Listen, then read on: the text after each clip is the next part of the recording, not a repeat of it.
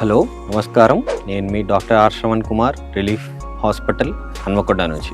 So ఇవాళ మనం ఒక ఇంట్రెస్టింగ్ టాపిక్ గురించి డిస్కస్ చేసుకుందాం. అదేంటంటే స్విమ్మర్స్ ఇయర్.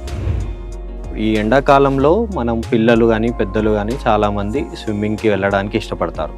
కానీ దీనివల్ల వచ్చే ప్రాబ్లం ఏంటంటే ఆ నీళ్లు చెవులోకి వెళ్ళడం వల్ల చాలామందికి చాలా ప్రాబ్లమ్స్ వస్తాయి. So one of the problem is this swimmers year.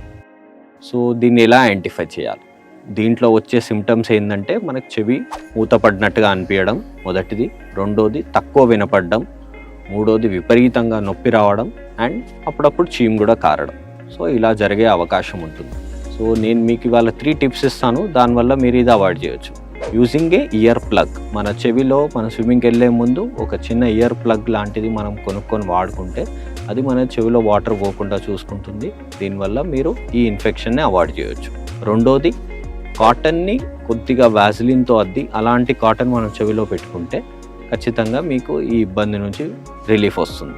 So last and మూడోది, ఈ మొదటి 2 టిప్స్ కూడా మీకు పనిచేయలేదు అంటే మీరు ఏం చేయొచ్చు అంటే ఐసోప్రోపైల్ ఆల్కహాల్ అనే ఇయర్ డ్రాప్స్ ఉంటుంది, అది మీరు యూస్ చేయొచ్చు.